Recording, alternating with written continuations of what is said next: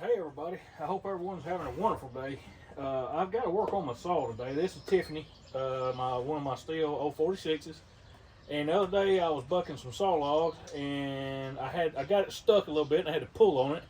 And when I pulled on it, it quit running. It acted like it was out of gas. So I put gas in it. I just thought it run out of gas, to be honest with you. So I put gas in it, and then when I tried to start it back up, it would not run. You know, it would fire up and run a second or two, and then it would die. It's like it wasn't getting fuel. So I think what I have done, either one, I have pulled the pulse line off the carburetor when I jerked on it, or I tore it. So we're going to dig into it and see what's up right quick. Hope everyone's having a good Memorial Day. We've had a pretty good day. Me and Sarah Beth actually went to go get a planter. A parts planter, a John Deere planter, an old horse drawn John Deere planter.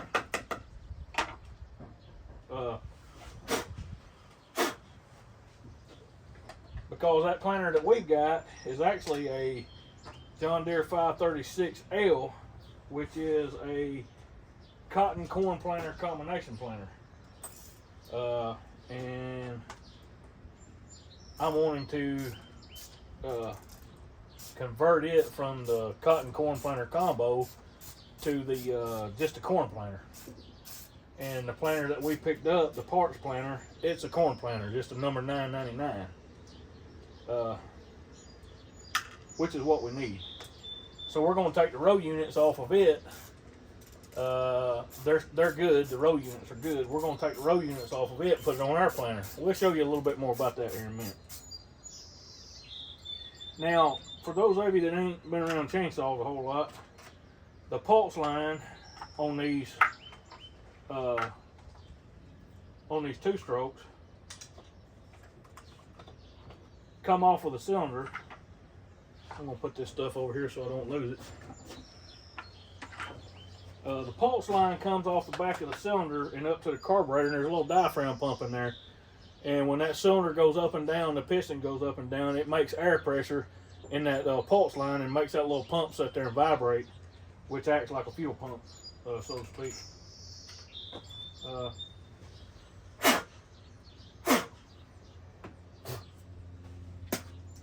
Got a mouthful of sawdust. But anyway, I'm not going to go too far in. I'm pretty sure that's going to be the pulse line. I am going to pull my spark plug out while I'm here and check it out. Clean it if it needs cleaning. It's just kind of good two-stroke maintenance, to be honest with you. And I'm not going to take y'all through the whole thing because I don't want to bore you. I don't know exactly how long this will take me. It shouldn't be too big of an ordeal. Just pull the carburetor off and everything ought to be good. Then I should be able to see what I need to see.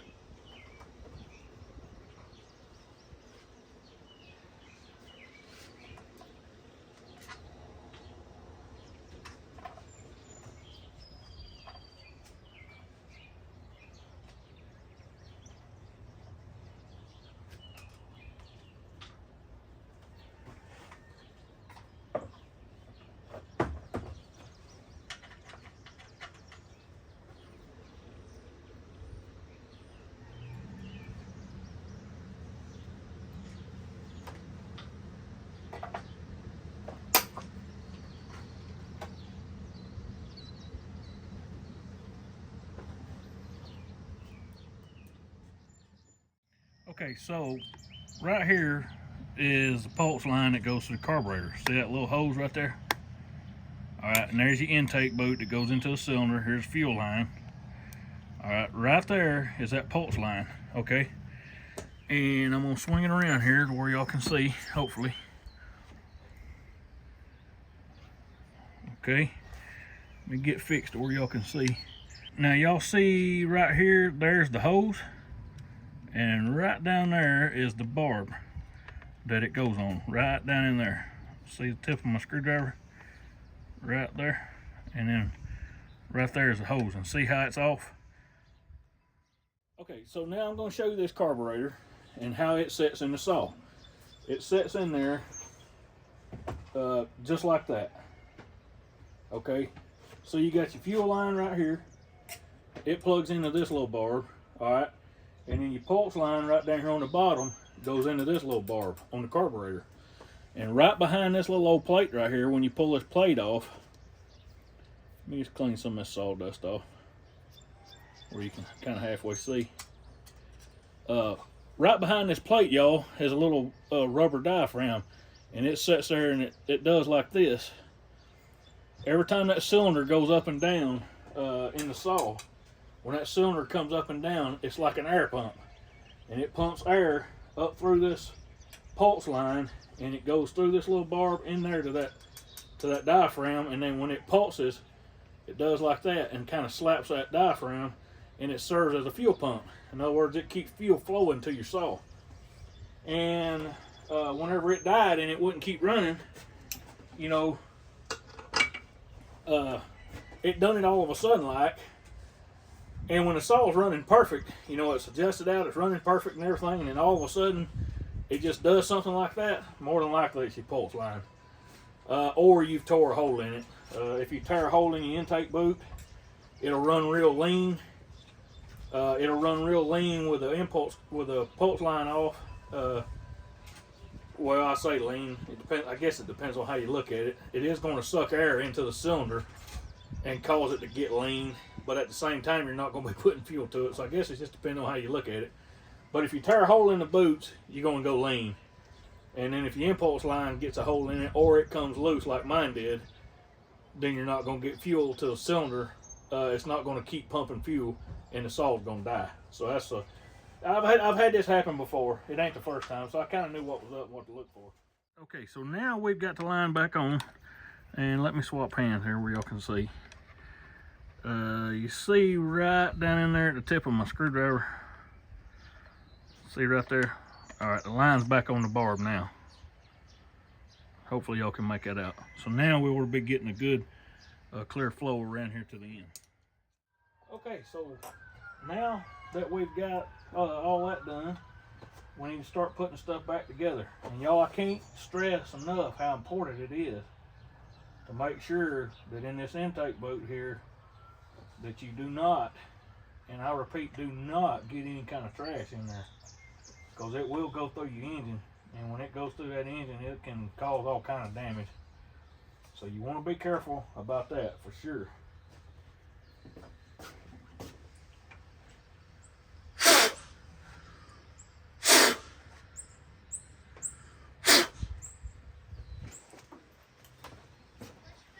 Now I'm going to preset my high and low jets on the carburetor.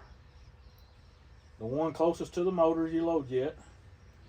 I'm going to screw it all the way in real gently until it bottoms, and I'm going to turn it out 1 1/4 turn.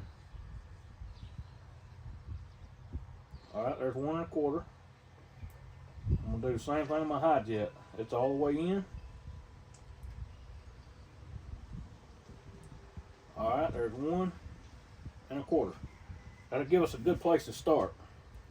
It's still going to need tuning when we get it back on there, but it's a good place to start.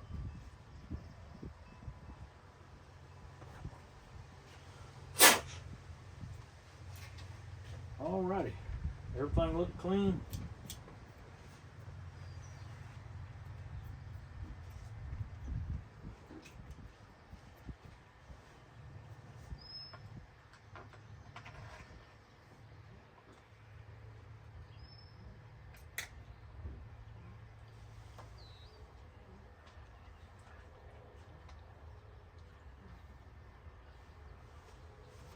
All right, we got our fuel barb, it's in. Our pulse line on the bottom is in. That's a good thing.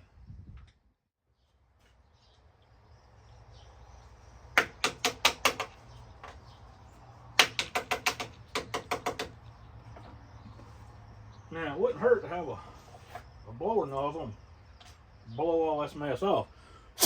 But I don't have one. I don't have a shop built yet, so maybe one of these days. We'll take it one thing at a time. Okay, so the next thing we need to do is put our throttle linkage back on. And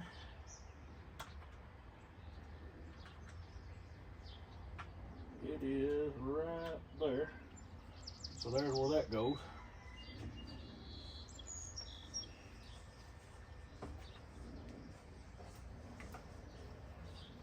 I'm going to take this back off, get in here and get my throttle linkage hooked up.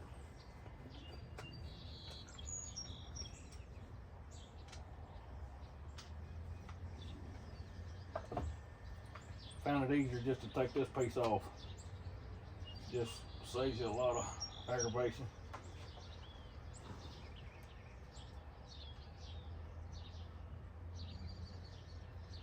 We'll put it right back on.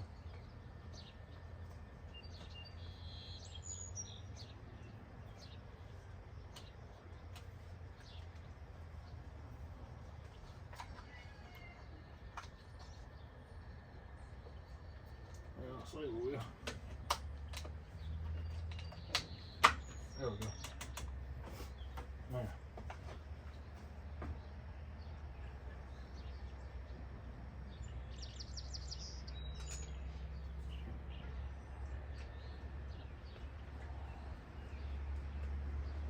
It'd be nice just to have a workbench, you know what I mean? A lot of times I wind up doing this on the kitchen table, but I knew this weren't going to be a real big repair. I didn't want my wife mad at me.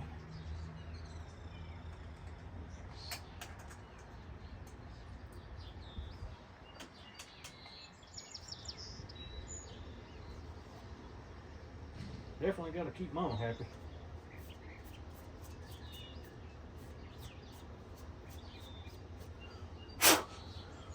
But she also knows I don't have nowhere. She also knows I don't have a shop too, so she ain't too hard on me.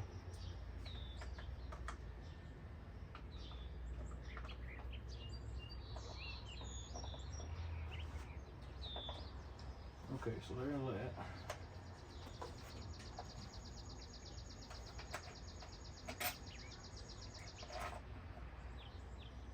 These old Stihls is pretty easy to work on for the most part.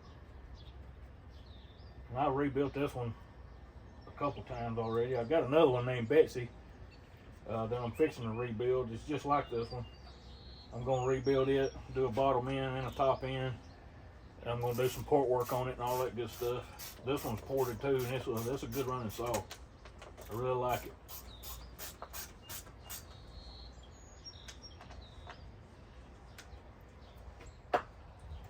Alright, so that's good and tight. Let's see.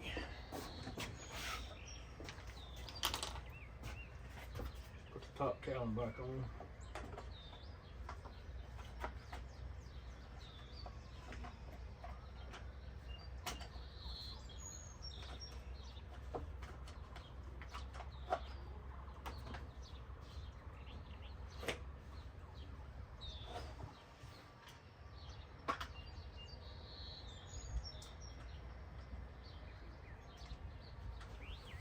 I found it best not to tighten your bolts up or your screws on anything that you're working on until you get them all installed. Then it's a good idea.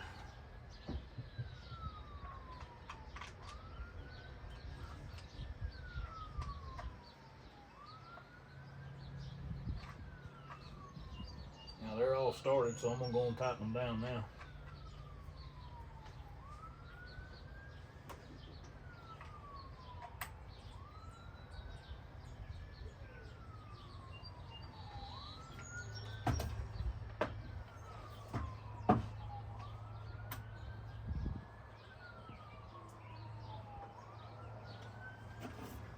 Alright.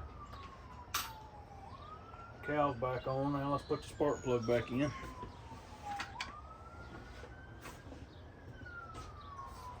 I'm going to clean the spark plug before I put it back in.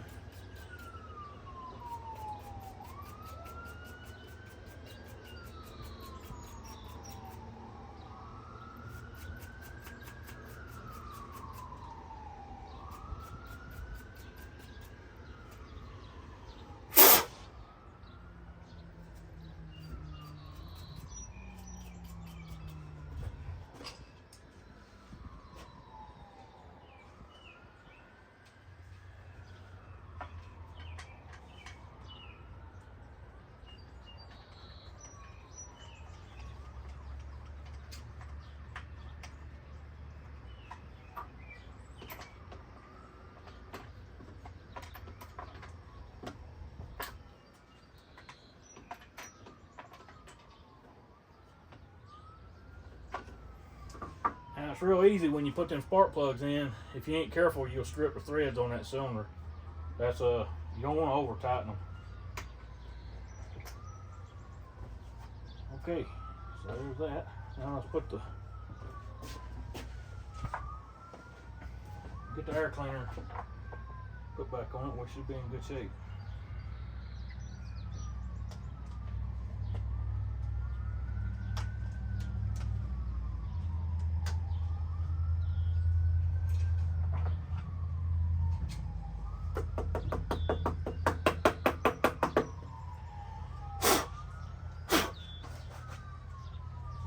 Really important, y'all, to keep these air filters clean.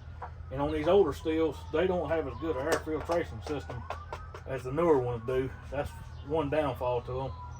So you need to keep them clean a little more regular than you do the older ones. Okay. Put all my tools up, and then we'll fire it up. Just make sure it's got a little fuel. I'm just going to pull it through a couple times. Got a lot of compression. When I rebuilt it and ported it that last time, well, I tell you, it made a big difference. See what I'm talking about?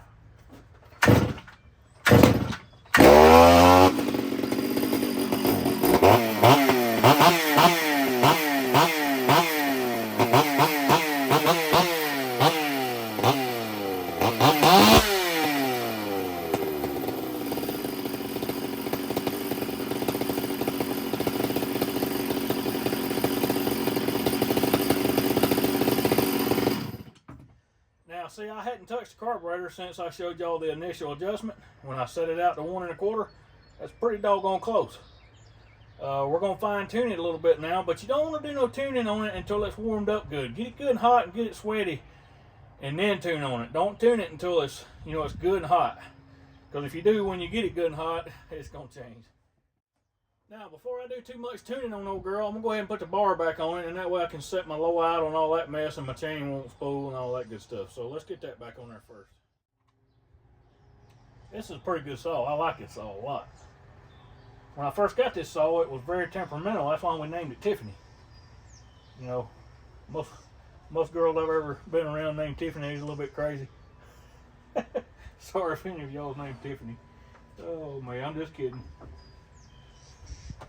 Alright, so what I do is I go ahead and tighten my chain up till it, it gets pretty, it gets about like that right there. See how it's got a gap in it on the bottom?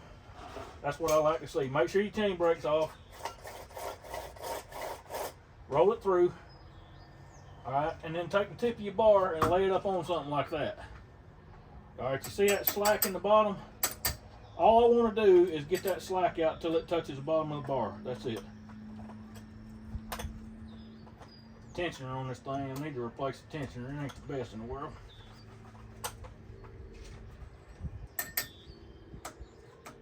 That might be just a little snug. I'll back her up just a little. Alright, that's about like I want it. I just want it just touching the bar rails. And I wish I could have showed you a little bit better if I'd had this saw, the tensioner's a little bit wonky. But this is the way I was taught by other loggers to tighten the saw chain, and you'll get a good consistent, it'll be consistent every time. Now some people says you can pull it up in the middle and all that kind of mess, and you want the links to barely come out of the rails. That's cool. I mean, if that's the way you want to do it, that's cool. But if you do it like this right here, you'll get it the same way every single time. Promise. All right, so let's get this thing adjusted.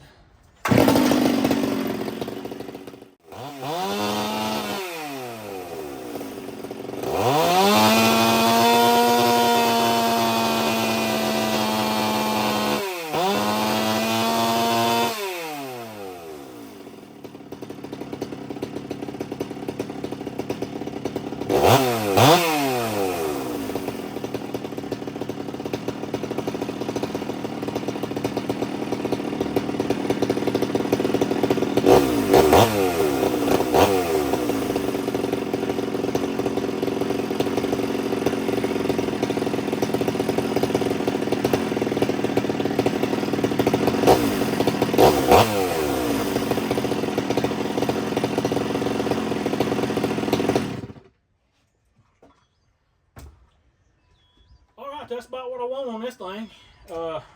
Like I say, I mean, everybody's got their own way they do things. I like my saws built the way I like them, and run them the way I like to run them. I don't like to run mine extra lean.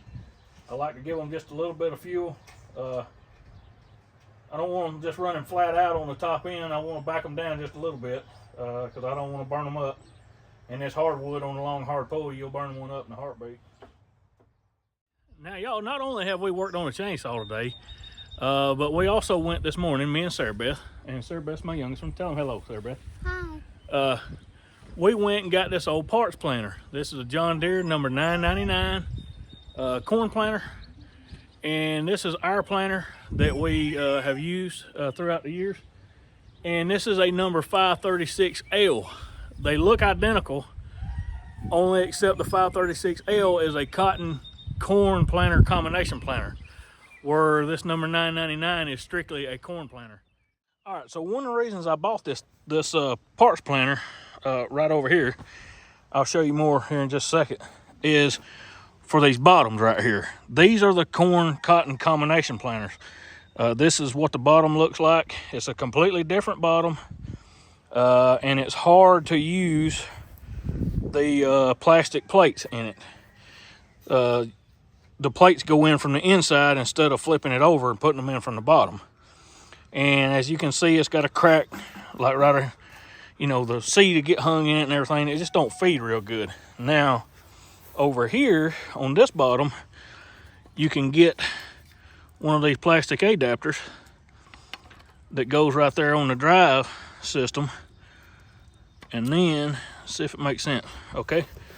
And see, here's your seed tube right here where it drops the seed, and you can use these plastic plates. And it's also got the chains on it for the fertilizer. These are fertilizer distributors. It's got the chains on it. I need them off of that. And I need the seat off of it, because as you can see, I've robbed the seat off of this one. But I also need the chains for the fertilizer hoppers, and this one's got new hoppers on it. So we're going to take this planter and remove these row units, both of them row units off, and then we're going to take this planter and we're going to take the row units here and here off and put them over on that one. And this one's also got the disc openers. The disc openers was an option on these planters. You can plant in stalks, you know, a little bit rougher ground, and it'll get the trash away from the row for you. So that's kind of nice. Hopefully I can get them freed up and get new bearings put in it and get them working. But the main thing is I want to be able to use this set of planters and also have a parts planter, because again, the number 999 parts will fit on the 536. The only difference is the bottoms. That's it. Everything else is the same on the 536L and then the 999 planter. So we're going to do that sometime. I don't know if we'll get to do it today. It's supposed to rain a little bit later. But me and Sarah Beth just wanted to say hi to you all. Hope you had a good Memorial Day. Don't forget what Memorial Day is about.